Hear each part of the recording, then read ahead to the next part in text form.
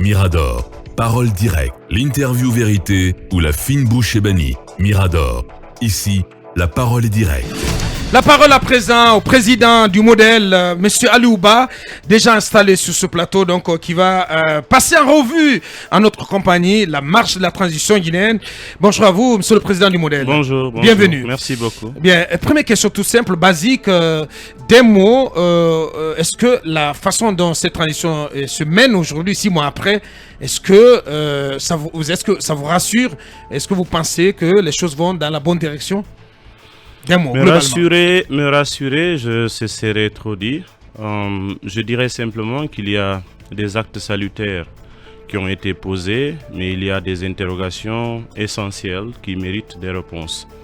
Et vous vous souvenez, 9 jours après la prise du pouvoir, c'est-à-dire le 14, lorsque la classe politique a été invitée au Palais du Peuple pour discuter pour la première fois avec le CNRD, j'avais tenu un discours dans lequel j'avais dit au président du CNRD et à ses collègues que si l'histoire, surtout l'histoire récente de notre pays ne nous enseigne pas, vous n'avez pas besoin d'aller à Harvard ou Sorbonne pour savoir comment est-ce qu'il faut redresser la situation. Oui. Ce que je lui ai dit en public, je le lui réitère en privé, puisque nous discutons de temps en temps, lorsqu'il souhaite avoir mon avis, oui, justement, de temps en temps. Physiquement lui et ses collaborateurs, oui, de plusieurs manières. D'accord. Il m'a dit qu'il a de l'estime et qu'il souhaiterait avoir mon avis, et je lui ai dit que je suis disponible de donner mon avis autant que possible. C'est notre pays, c'est lui qui dirige la transition. Je n'ai jamais manqué de le lui réitérer. À ce stade, je considère qu'une transition est fondée sur un ensemble d'éléments, mais essentiellement sur un processus électoral. Parce que c'est le chemin qui mène à la sortie. Quoi qu'on dira, quel que soit le temps que ça doit prendre, bien entendu, la porte de sortie, c'est par des élections. Ouais. Et est-ce qu'il y a des efforts qui sont faits dans ce sens? Pour le moment, je pense qu'il n'y a aucune visibilité sur le calendrier électoral, parce que cela n'est même pas martelé dans le discours. Donc, je considère que le train ne peut fonctionner que sur des rails. Il ne peut pas trouver un autre chemin en brousse et estimer arriver à bon port, à bonne destination. Et les rails d'une transition, ce sont les processus électoral. Il faudrait bien qu'on y reste. Vous estimez aujourd'hui qu'on s'écarte de ce chemin et qu'on s'occupe d'autre chose. Ce qui est intéressant, c'est le fait que parler du processus de transition, processus électoral, faire des efforts dans ce sens n'est en rien compatible avec les opérations courantes que l'État peut mener. Donc ça ne voudrait pas dire qu'on est dans une posture à faire un arbitrage, soit ceci ou soit cela. Non, on peut faire les choses ensemble. Et d'ailleurs, la guerre de l'opinion, rassurer les gens. Le CNRD a plus à gagner en mettant, si vous voulez, l'emballage qu'il faut à toutes les démarches qu'il veut mener, parce qu'il a besoin de la confiance des gens. À défaut d'être élu, vous avez besoin de l'adhésion populaire. Mais le peuple ne peut adhérer que lorsqu'il comprend. S'il ne comprend pas, il ne peut pas accepter ce qu'il n'a pas compris. Alors c'est pourquoi aujourd'hui, la vérité est que le peuple doute.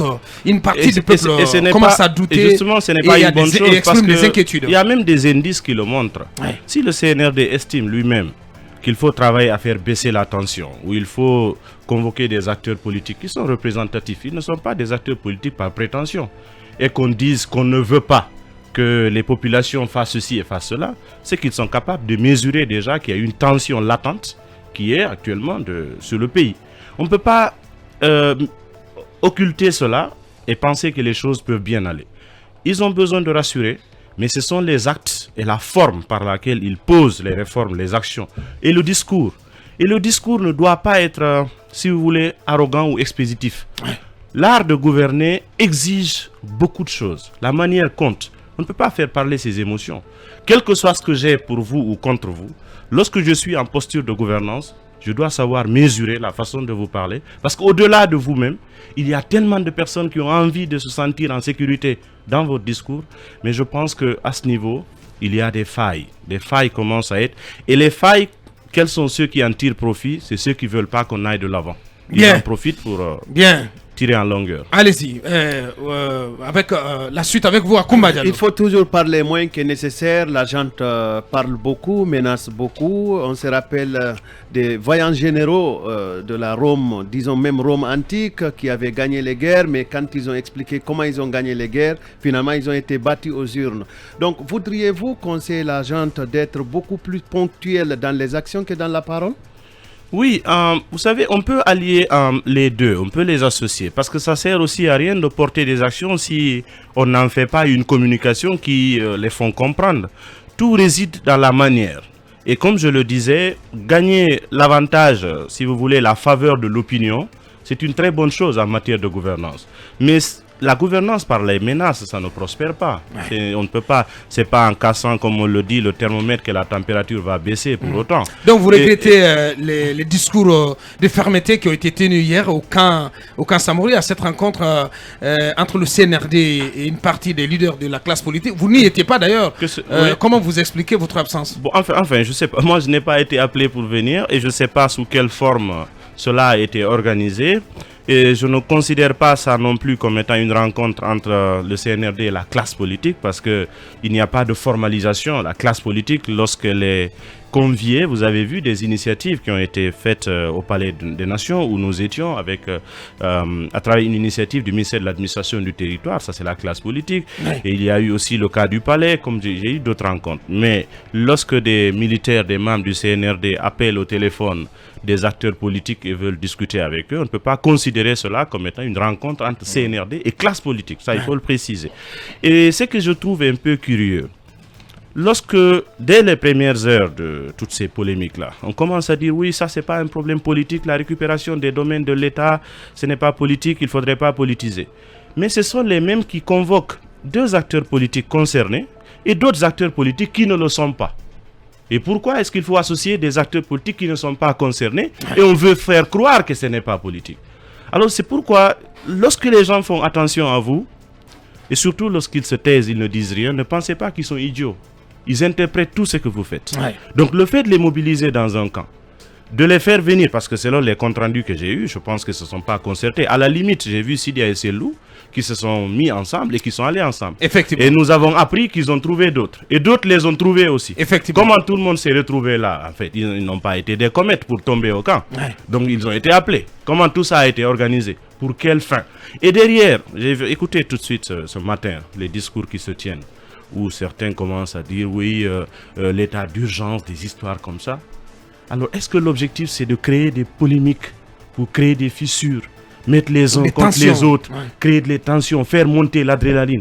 Qui va gagner dans ça? Est-ce qu'au sein du CNRD, il n'y en a pas certains déjà qui n'ont pas intérêt à ce que les choses aillent dans la bonne direction, qui voudraient bien penser qu'il faut créer des problèmes avec... lorsqu'on convoque un acteur politique, mais tous ceux qui se reconnaissent en lui se sentent concernés. Vous ne pouvez pas lui enlever ça. Ouais. Il y a eu beaucoup de gens qui ont été capturés dans ce pays. Lorsqu'Alpha Condé a été pris le 5, ça a fait un événement mondial. C'est parce que ce n'est pas un homme ordinaire. Ouais. Mais lorsqu'on touche des acteurs politiques, on ne peut pas faire croire aux gens ils sont comme n'importe qui. Il ne peut pas être alors, comme pas tout le monde. Alors pas du tout. Ce sont des compétiteurs. On ne peut pas prendre quand même Kylian Mbappé et le mettre au même rang qu'un de nos joueurs de Horoya ou quand même du club d'Amiens. Ouais. Dans ce pays, c'est comme si on aime se mentir, on fait croire qu'on est sérieux. Écoutez, ils sont pareils, ils sont tous pareils. Certes, nous sommes tous des humains, mais nous ne pouvons pas être jugés et traités à la même enseigne. C'est pas possible. Bien. Oui, allez-y. Toujours sur la récupération des biens, excuse-moi, oui. Maître Amadou m'a envoyé une précision, Maître Amadou Diallo, aurais-je dit, pour être plus précis. Il dit que la Constitution étant dissoute, on ne peut invoquer les situations d'exception telles que l'état d'urgence ou l'état de siège. Il ajoute que les biens du domaine privé ne sont pas tous issus du domaine public artificiel. Makanera dit des contre-vérités. Le décret de déclassement est pris uniquement lorsque le bien concerné pour la vente ou la location relève du domaine public naturel ou artificiel. Est-ce que vous êtes de la même lecture? Mais écoutez, Akoumba, partons d'un postulat simple. L'État est un justiciable, comme vous et moi.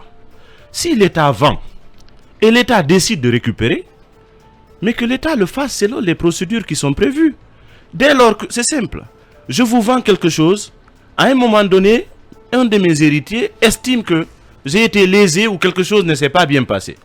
Mais il ne viendra pas vous récupérer ce que vous avez déjà acheté avec moi et vous demander à vous d'aller à la justice pour vous plaindre pour que vous soyez rétabli. L'État doit s'adresser à la justice au même titre que les concernés. Parce que la justice, elle est faite pour l'État et pour les particuliers. Si on ne peut pas procéder de cette façon, j'entends des discours qui consistent à dire non, rendez ceci, après aller à la justice. Mais que l'État qui veut récupérer, c'est lui d'abord qui doit aller à la justice. Après, les autres vont le suivre. Qu'on conteste un document de l'État ou pas, mais lorsqu'il est établi, il est brandi. Quand on dit par exemple, le général Lansana Conté, il a été président dans ce pays. Feu président Ahmed Sékou Touré a été président dans ce pays. Qu'ils aient posé des actes, qu'on décide de remettre ça en cause, mais qu'on établisse les faits à travers la justice. Mais on ne peut pas venir chez les gens, leur donner encore un deadline, et puis c'est arrogant. Dire d'ici tel jour. Ce n'est pas l'art de gouverner ça. Je peux comprendre quand c'est une autorité de transition, on dit oui, ils ne se sont pas familiarisés à la gouvernance, mais à la limite, ils ont des conseillers. Ils ont nommé combien de personnes? Il faudrait bien que les gens aient le courage de leur dire, faites attention. Si l'État a envie de récupérer, c'est son droit.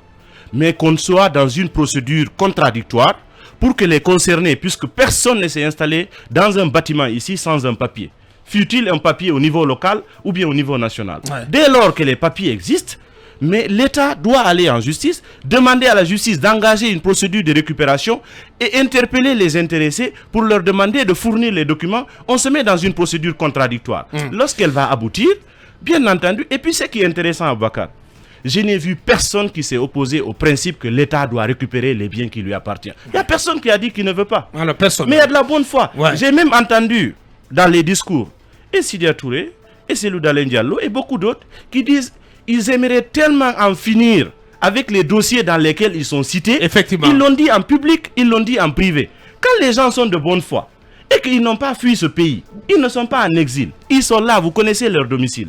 Mais engagez une action en justice, donnez-leur la possibilité de vous contredire. Justement, parlant de justice, vous dites dans une déclaration publiée par le modèle, votre parti, en fin de semaine dernière, au nom du caractère général et impersonnel de la loi, les citoyens et entités concernés par ces opérations, vous parlez de la campagne de récupération des biens de l'État, les citoyens et entités concernés par ces opérations devraient être traités sous le même pied d'égalité et sans empressement aucun.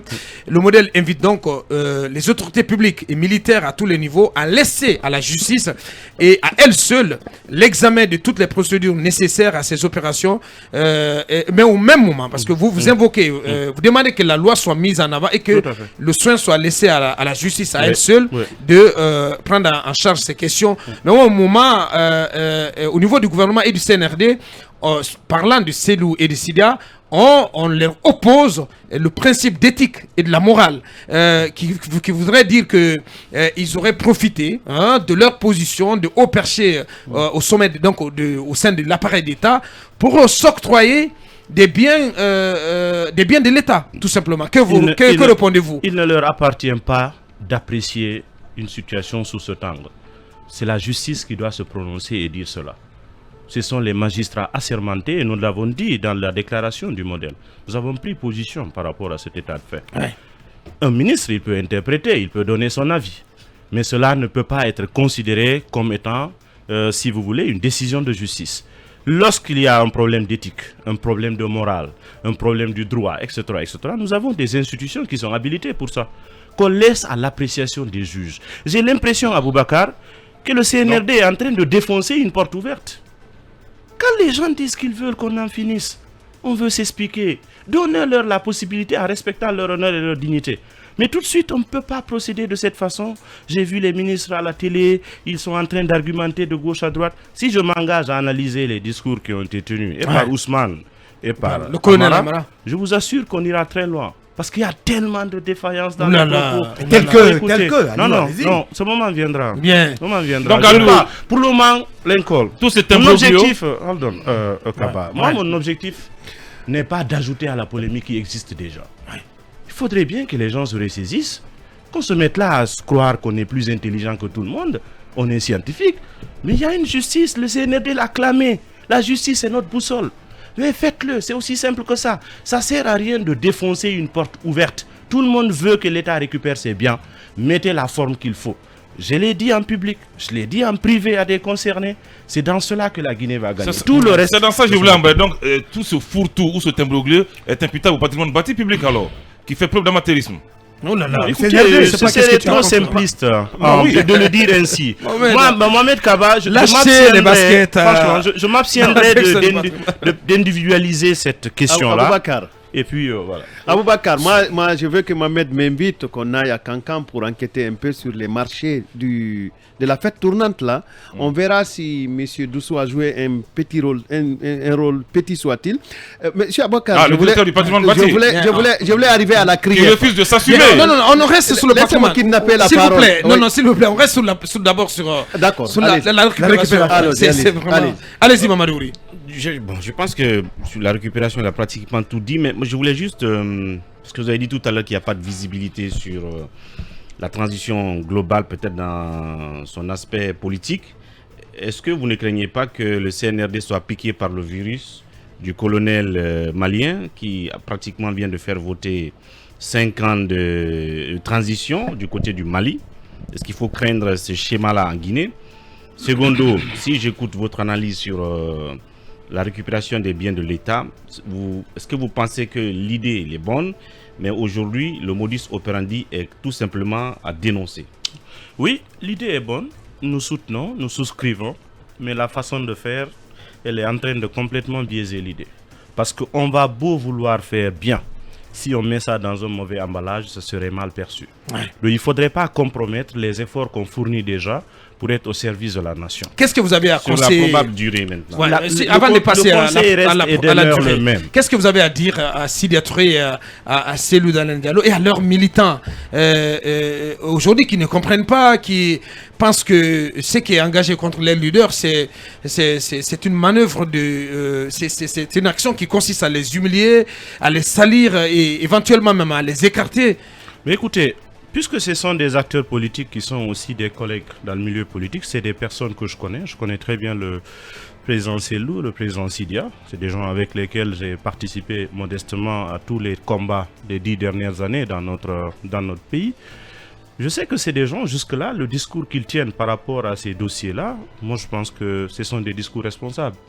Ils ont pris la peine d'exhiber tous les documents qu'ils ont et clarifier. Ouais. C'est ce qu'ils devaient faire, c'est ce qu'ils pouvaient faire.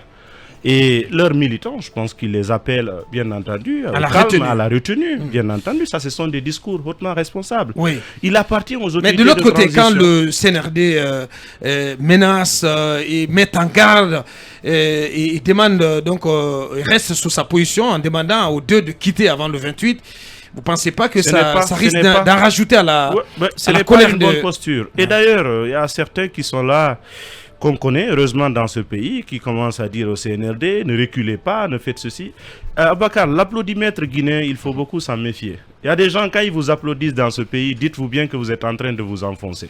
Donc, ils doivent faire très, très attention, parce que considérer cela comme étant un défi, ou bien remettre en cause, revenir sur la démarche, le CNRD ne doit pas considérer ça comme étant, si vous voulez, une faiblesse. Ce n'est pas le cas. C'est eux qui gouvernent. C'est eux qui doivent rassembler tout le monde. Actuellement, pendant la transition, ils ont le contrôle de la destinée du pays. Donc, ils n'ont pas intérêt à avoir, si vous voulez, à ouvrir des fronts. Il faut économiser tout cela. Maintenant, sur la question de Wouri, en ce qui concerne les menaces par rapport au Mali, je ne pense pas que la Guinée vit la même situation. On souhaite que cela n'aille pas dans cette direction-là, mais chaque cas est particulier. J'ai eu à traiter la situation du Mali. J'ai beaucoup d'amis maliens qui sont à des niveaux de responsabilité aussi élevés et d'autres que des activistes. Donc je m'informe très bien. Et nous, Guinéens, nous aimons beaucoup le Mali et les Maliens aiment beaucoup la Guinée. On considère qu'on est même comme un même pays. Mais ce qui se passe avec le CNRD, je pense que c'est très éloigné de la démarche des autorités maliennes. Ouais. Et vous ne craignez pas qu'ils brandissent une transition de 5 ans ici? Mais écoutez, au CNT, si le CNT s'engage dans cette direction, nous apprécierons. Nous nous positionnerons en fonction de ça. Pour le moment, nous n'allons pas faire un préjugé ou un procès en sorcellerie. Bien. Ce qui est sûr, c'est qu'il y a certains au niveau du CNT on va parler du CNT que je connais et que je pense que quoi qu'il en sera, j'ai de l'estime pour Mohamed Traoré, Jean-Paul Koté-Bendouno et certains amis. Je les pratique et je sais que c'est des gens qui... Et dans ça. Oui, la question, c'est quand même le président du CNT. Oui, le président du CNT, il a été nommé. La charte a fait qu'il y avait la possibilité de le nommer et aujourd'hui il dirige l'institution. Ce que je lui souhaite, il a beaucoup de choses à rattraper, ça il le sait. Et lui-même il a dit, il a envie de gagner la confiance des gens. Il a dit, ne me préjugez pas à cette fonction. De par le passé, il est conscient qu'il a une crédibilité à renforcer. Il a des rendez-vous, de gros rendez-vous avec l'histoire. On verra bien ce que ça va. Mais a priori, il vous rassure ou pas? Non, me rassurer, non. Encore une fois, c'est un terme que je n'utiliserai pas pendant ces transitions jusqu'à ce que les choses se concrétisent. Je préfère être observateur prudent et acteur réactif. Bien. Allez-y, Lincoln. Alors, on va revenir à vous, monsieur, si tu permets. Monsieur Baz, parle de la politique tout à l'heure. Voilà, ces derniers temps, dans les démarches de la junte au pouvoir, il y a beaucoup de violations, de procédures. Comment éviter tout cela? Et comment comprenez-vous aujourd'hui, en tout cas, des intellectuels qui soutiennent peut-être cette démarche, même n'étant pas légale, n'étant pas conforme? Bon, vous savez, ça c'est la diversité de l'opinion. C'est des choses contre lesquelles on ne peut rien. Par contre, là où il faut encadrer, le CNRD a nommé beaucoup de cadres dont on connaît beaucoup, qui sont des conseillers dans tous les départements. Certains sont techniquement très bien, ils ont aussi une carrière ici au niveau local et au niveau international qu'ils doivent faire valoir. Je pense que le risque ou ce qu'il ne faut pas faire, c'est de nommer des gens et éviter de les écouter. Si toutefois le CNRD, avec les ressources qui composent aujourd'hui le gouvernement et aussi certaines administrations, s'ils prennent le temps de les associer et a priori les écoutent, je pense qu'on peut éviter certaines erreurs. Mais tout ce qui... notamment les conseils juridiques. Conseils juridiques, oui, beaucoup d'autres pôles. Mais ce qui semble apparaître le plus, c'est que le CNRD est l'épicentre de l'exercice de ce pouvoir. Le gouvernement est une institution faire valoir. Parce que regardez, même le fait de vouloir discuter avec les acteurs concernés sur cette procédure-là, l'idéal serait, même si ça vient du CNRD, qu'on demande au ministre de l'Habitat, au ministère concerné, aux directions concernées, organiser, si vous voulez, une équipe qui va les recevoir. Si on a envie de les écouter, on peut les écouter en attendant que la procédure judiciaire suive son cours. Si on a envie de ramener le calme, on va discuter avec eux. Mais imaginez le cabinet Fofana, par exemple. C'est que ça peut sonner comme gros titre à l'international. Les acteurs politiques guinéens convoqués dans un camp militaire. Vous voyez l'impact psychologique que ça fait? Ce pays continuera de faire peur. Et nous, on a envie que les autres soient avec nous pour qu'on aille de l'avant. Il faut mesurer tout ça. Quand vous avez un conseiller rationnel, il vous dit attention. Si vous convoquez les gens dans un camp et de façon expéditive, ça fera la une de la presse internationale. Bien. Et ça va éloigner les bonnes personnes de nous. Bien. C'est pourquoi il faut aider ces personnes. Ouais. C'est-à-dire les autorités de transition. Tant qu'il y a un canal de discussion, je reste moi personnellement ouvert, je l'ai dit. Bien. Et le modèle qui est complètement désintéressé par rapport à une quelconque responsabilité dans cette transition, nous leur avons dit clairement, nous sommes des compétiteurs électoraux. Faites en sorte que le processus électoral se mette en marche. Nous, on se prépare pour aller aux élections. Bien, Monsieur Ali Ouba, président du modèle, notre invité prestige. En ce mardi, on continue avec vous, cabinet Fofana. Alors, cher Ali, il y a déjà la CRIEF qui a été mise en place, des actions ont été mises en avant. Est-ce que vous êtes de ceux qui pensent que la CRIEF a aujourd'hui un élan qui pourrait être perçu comme une sorte de justice expéditive, ou plutôt il faudrait saluer les actions déjà mises en place par la CRIEF? Écoutez, à la base, je pense que, par exemple, pour la CRIEF, il faut considérer cela comme étant... L'initiative est un succès, en fait. C'est une bonne chose. Ouais. Parce que je ne suis pas juriste, certes, je suis prudent. Quand je vois une situation, j'essaie de la faire interpréter par mon entourage.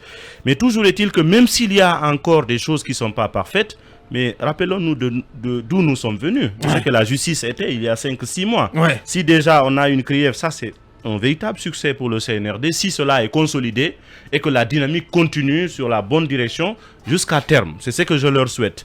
Donc je considère que pour le moment, il peut y avoir des ratés, mais l'idée de base, les démarches, et surtout il y a une critique constructive au niveau de l'opinion publique qui fait que chaque fois qu'il y a un débat autour d'un des sujets, je me rends compte qu'il s'ajuste au fur et à mesure. Il faut faire travailler les magistrats. Je pense que c'est une bonne chose. Mais là, il y a un aspect. À votre avis, l'action de la CRIEF doit se concentrer. Est-ce qu'il faut que ça soit sur la période de gestion d'Alpha Condé, de son régime, ou il faut aller loin dans le passé? Aujourd'hui, on voit que le procureur spécial de cette cour va exhumer des dossiers de Air Guinée, de ceci ou de cela. Est-ce que vous ne pensez pas que la CRIEF risque de vouloir trop embrasser et mal étreindre?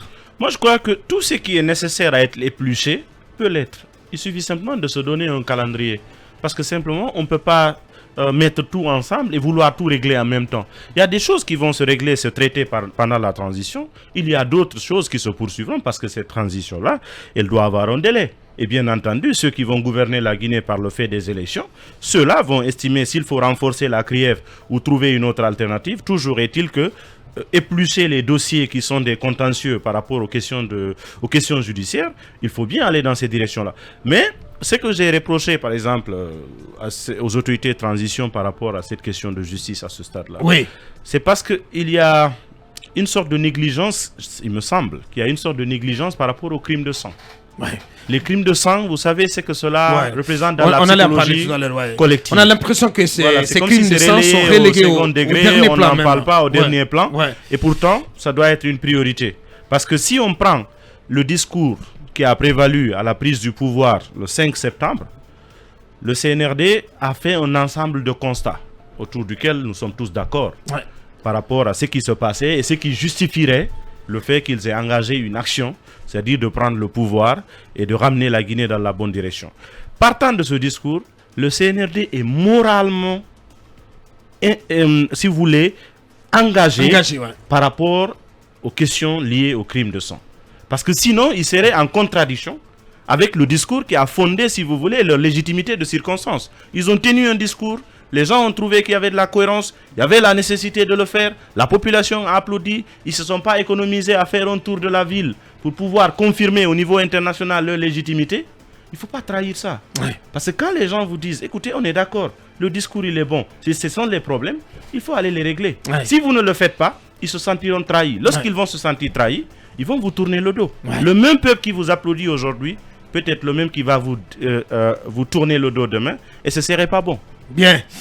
Peut-être un mot en restant sur la justice, un mot sur la procédure judiciaire préliminaire engagée par la CRIEF contre les anciens ministres du gouvernement déchu, le gouvernement dirigé à l'époque par Kassori Fofana. J'ai toujours soutenu et défendu que pour une fois, à la fois la gestion d'Alpha Condé a été ce qu'elle est.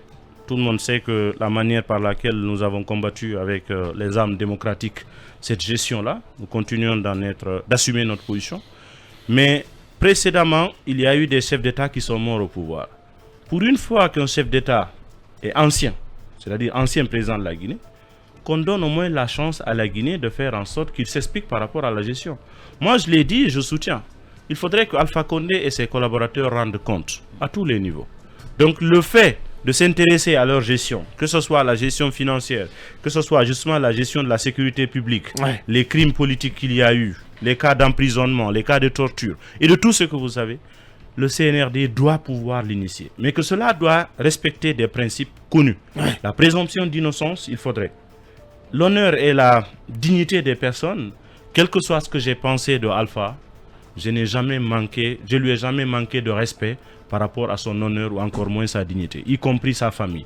C'est ma façon de fonctionner. Et c'est valable pour Kassori, c'est valable pour Damaro, c'est valable pour tous les autres. Je considérais qu'on était dans une adversité politique, mais aujourd'hui, ils doivent rendre des comptes au peuple de Guinée. Il faut engager des procédures contre eux, mais des procédures qui respectent rigoureusement leurs droits et leur dignité. Bien, on continue avec vous, Koumba. Vous nous annoncez un scoop. Oui. Bien. Je voulais d'abord dire que, avant que je ne vous pose ma question sur le cadre du dialogue qui me préoccupe, c'est que la CRIEF est en train de travailler. Du regard d'observateur, je pense que c'est un chantier, comme vous l'avez dit, et c'est un idéal qui est là. déjà, la CRIEF, par exemple, sur les rapports d'Ousmane Kaba, a décidé de reprendre pratiquement tous les travaux et de considérer ces rapports uniquement sur la base de renseignements. Parce que vous savez que c'est un rapport qui a subi assez d'attaques de la part des incriminés.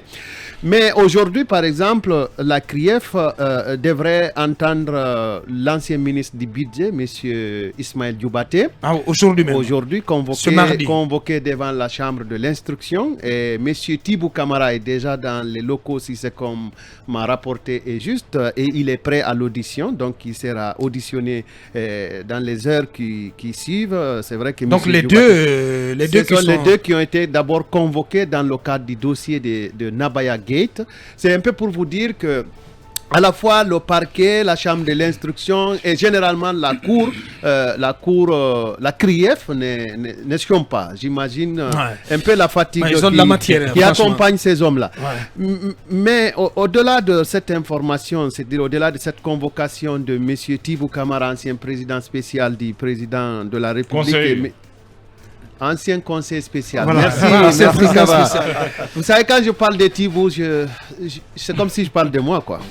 Pourquoi? C'est un grand ami. Tout à fait. Et la convocation de M. Ismaël Diobaté, également ancien ministre du budget, qui sont d'ailleurs tous deux aussi concernés par le dossier Sogam Sonoko que vous connaissez. Mais M. Aliou, Roman Tchapler a dit que le dialogue est le seul outil qui permet d'aboutir au consensus. Et que sans le consensus, il y aura toujours une partie qui va garder la haine et le conflit risque de revenir à la surface. Cependant, le consensus est une troisième voie qui permet à chacune des parties de gagner. C'est ce qu'il appelle la voie du win-win. Alors, aujourd'hui, quelle pourrait être la possibilité de dialoguer pour peut-être remettre la Guinée sur la voie démocratique, remettre la Guinée sur la voie du développement, remettre la Guinée sur la voie des droits de l'homme? Bien. Écoutez, vous savez, les vertus du dialogue sont énormes. On va toujours en parler, ça peut faire l'objet de tout un chapitre, peut-être même un module. Mais ce sont les hommes, ce sont les grands hommes qui savent ce que cela représente. Lorsqu'on est au pouvoir, on doit faire preuve de grandeur. La classe politique a toujours martelé qu'il est important qu'on organise, qu'on crée un espace de dialogue idéal afin de confronter nos idées. Beaucoup de mémorandums ont été amenés aux autorités de transition depuis le début et elles ont toujours voulu nous faire contribuer à nous disant faites-nous des mémos.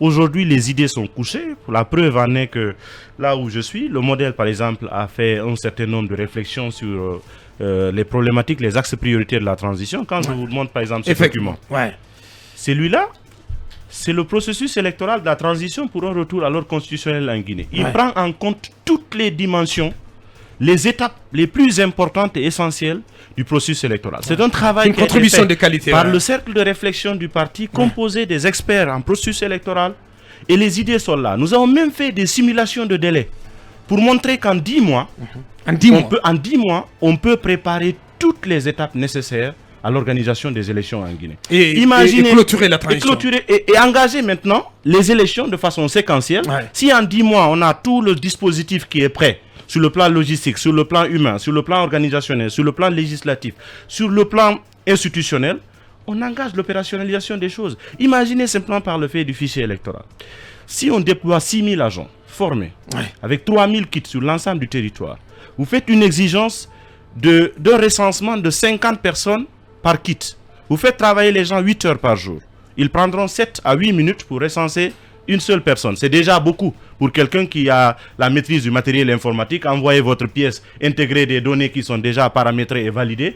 3 minutes ou 2 minutes peuvent suffire sur des tablettes. Vous pouvez le faire par nos jeunes lycéens, en principe, ou des étudiants qui sont au chômage. Vous le faites. Chaque jour, vous pouvez au moins recenser plus de 15 000 personnes sur l'ensemble du territoire national. Au bout de 30 jours, vous vous retrouverez avec l'ensemble des électeurs guinéens qui peuvent figurer dans un fichier consolidé. Et vous faites le processus de vérification. Au bout de 45 jours, vous avez un fichier électoral consolidé. Qui répertorie le corps électoral de la République de Guinée. Mais il suffit de se mettre à la tâche.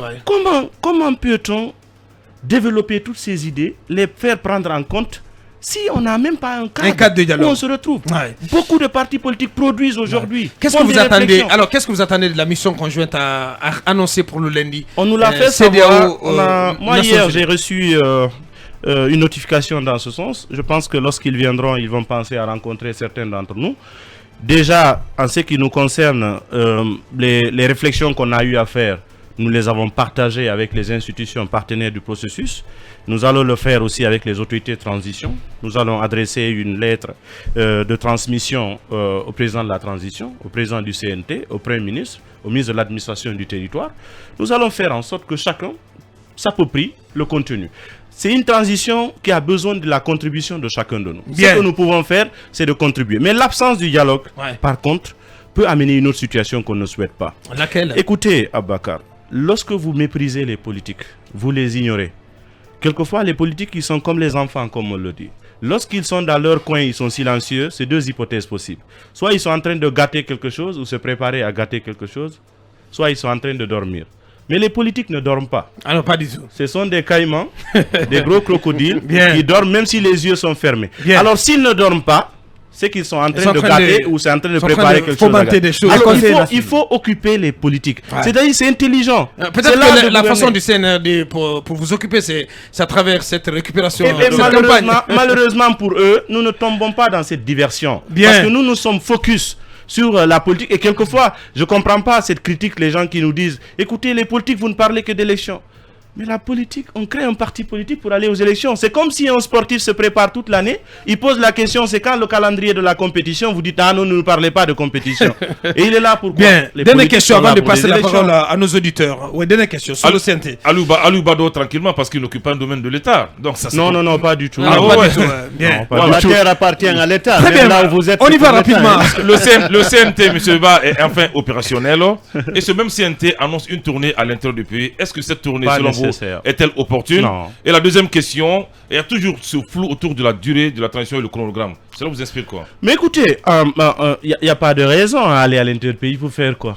Même le CNRD, l'organe central, n'est pas allé à l'intérieur du pays pour faire des tournées. Pourquoi ils diront? Ils ne représentent que ceux qui les ont choisis.